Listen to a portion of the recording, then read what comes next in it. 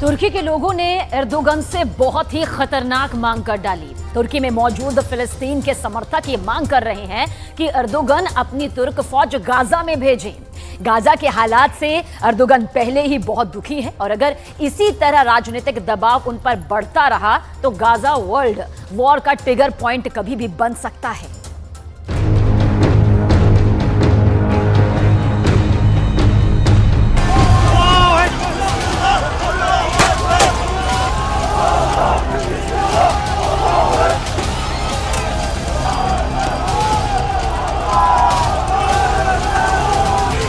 तुर्की की जनता सड़कों पर उतर आई है।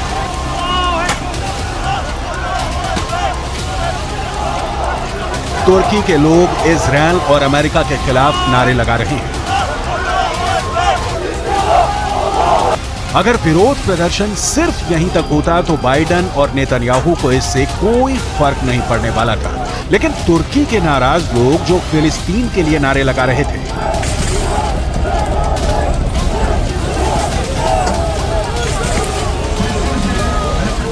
तुर्की के दक्षिण में मौजूद अदाना एयरबेस पर पहुंच गए, जो अमेरिका का सैन्य अड्डा है और दावा किया जाता है कि यहां पर 50 की संख्या में एटम बम रखे हुए हैं।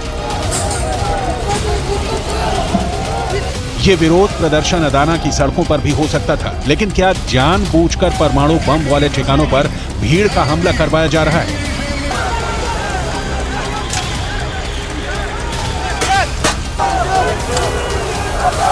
क्या रूस और ईरान मिलकर कोई बहुत बड़ी साजिश रच रहे हैं?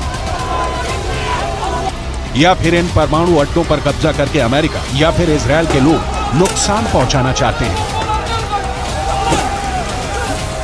यहां बहुत जबरदस्त विरोध प्रदर्शन हुआ है। साथ ही प्रदर्शनकारियों के नेता ने अमेरिका और इजरायल को चेतावनी भी दी है।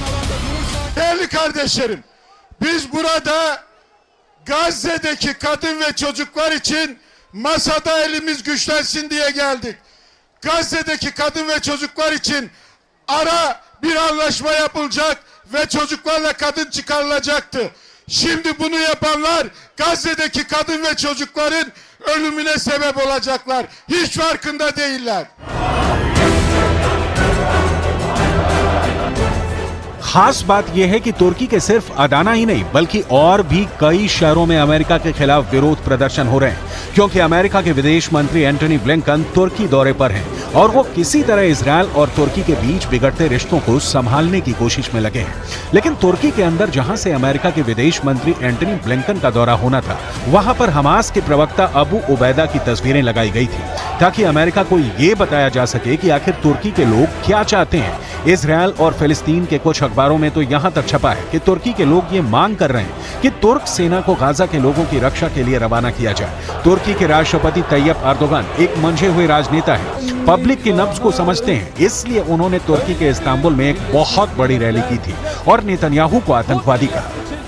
Ufkumuzun uzandığı her yerde kalplerini ve gözlerini bize çevirmiş kardeşlerimizin derdiyle dertlendiğimiz, yardım eli uzattığımız, gerektiğinde sınırlarımızı açtığımız kardeşlerimize yaptığımız gibi Gazze için de bugün olduğu gibi kıyamdayız. इस मौके पर बेहद चालाकी से अमेरिका ने ओहियो क्लास की अपनी परमाणु पनडुब्बी भूमध्य सागर में उतार दी है। अमेरिका की नौसेना ने बताया है कि उसकी ओहियो क्लास की एक परमाणु पनडुब्बी यूएस सेंट्रल कमांड के ऑपरेशनल एरिया में पहुंच गई है।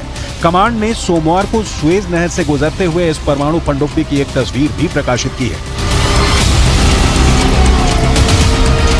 आमतौर पे पनडुब्बियों की तैनाती को गुप्त रखा जाता है, क्योंकि जब तक वो दुश्मन की नजर में ना आएंगी तब तक ज्यादा प्रभावी रहेंगी। लेकिन बावजूद इसके अमेरिका ने ये ऐलान किया है कि उसकी पनडुब्बी भूमध्य सागर में तैनात है, ताकि इजरायल के दुश्मनों में खौफ का माहौल पैदा हो।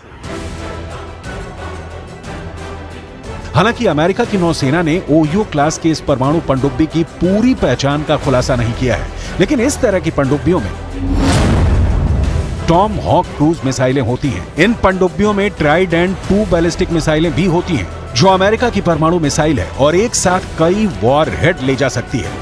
अमेरिका की ताकत को तुर्की के राष्ट्रपति एर्दोगन भी जानते हैं और समझते हैं, और तुर्की नाटो का सदस्य भी है। लेकिन गाजा में जो हो रहा है उससे तुर्की के राष्ट्रपति एर्दोगन काफी ज्यादा दुखी है। İsrail tam 22 gündür açıkça savaş suçu işliyor. Şimdi İsrail, biz de seni savaş suçlusu olarak dünyaya ilan edeceğiz. Ve şimdi bunun hazırlığı içindeyiz. Bunun çalışmasını yapıyoruz ve savaş suçlusu olarak İsrail'i dünyaya tanıtacağız. लेकिन Israel ने Hamas को खत्म करने का फैसला कर दिया है और वो युद्ध विराम को तैयार नहीं है। अमेरिका भी इजरायल का साथ दे रहा है और दूसरी तरफ जॉर्डन, कतर, यूएई, सऊदी अरब, तुर्की, ईरान, ये सभी मुल्क जल्द से जल्द युद्ध विराम चाहते हैं। तुर्की के विदेश मंत्री के साथ एंटनी ब्लिंकन की मुलाकात हुई है, लेकिन मतभेदों को रोक पाना अब आसान नहीं रह गया है और उसकी वजह बिल्कुल साफ है। तुर्की के राष्ट्रपति एर्दोगन गाजा में इजरायल की कार्रवाई को नरसंहार की संज्ञा दे रहे हैं। Ülkenin kendini savunma hakkı varmış. Tamam da adalet nerede? Adalet nerede? Gazze'de savunma değil, açık ve alçak bir katliam yürütülmektedir. Gazze halkını bir silah gibi kullandıkları açlıkla, susuzlukla, yakıtsızlıkla, sağlık hizmetlerini çökerterek topluca yok etme peşindeler. दूसरी तरफ Antony Blinken ने Iraq का भी दौरा किया है। Iraq का दौरा अप्रत्याशित है क्योंकि इसकी पहले कोई योजना ही नहीं थी, लेकिन माना जा रहा है कि इराक के प्रधानमंत्री अल सुदानी से मिलने का फैसला ब्लिंकन ने इसलिए किया क्योंकि इराक और सीरिया के एयरबेस पर लगातार हमले हो रहे हैं। इराक और सीरिया में मौजूद ईरान के फंड से चलने वाले संगठनों ने 17 अक्टूबर से अब तक अमेरिका के सैन्य ठिकानों पर करीब 35 हमले किए हैं। माना यह जा रहा है कि एंटी ब्लिंकन ने इराक के प्रधानमंत्री अल सुदानी के जरिए ईरान को संदेश भेजा है, क्योंकि ब्लिंकन से मुलाकात के फौरन बाद अल सुदानी ईरान गए हैं और उन्होंने वहां अमेरिका की तरफ से ईरान को ये बताया है कि अगर सीरिया और इराक में अमेरिका पर हमले नहीं रुके तो ईरान को इसकी भारी कीमत चुकानी पड़ेगी। हालांकि ईरान का रुख नरम होता नहीं दिख रहा है, क्योंकि ईरान के रक्षा मंत्री अशीत यानी ने कहा है कि अगर युद्ध विराम नहीं हुआ तो अमेरिका को बहुत बड़ा झटका झेलना पड़ सकता है। दूसरी तरफ इजरायल ने ये रणनीति बनाई है कि वो 7 अक्टूबर को हुए आतंकी हमले की तस्वीरें पूरी दुनिया को दिखाएगा, ताकि उसके खिलाफ दुनिया में बन रहा माहौल कामयाब ना हो पाए।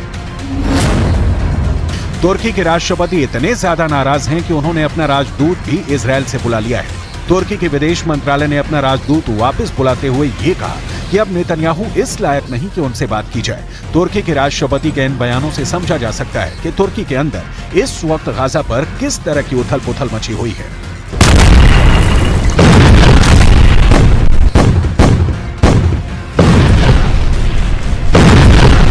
Ülkenin kendini savunma hakkı varmış. Tamam da adalet nerede? Adalet nerede? Gazze'de savunma değil, açık ve alçak bir katliam yürütülmektedir. Gazze halkını bir silah gibi kullandıkları açlıkla, susuzlukla, yakıtsızlıkla, sağlık hizmetlerini çökerterek topluca yok etme peşindeler. कुल मिलाकर अगर Gaza में ऐसे ही Israel बम बरसाता रहा तो पूरा waste Asia अस्थिर हो सकता है।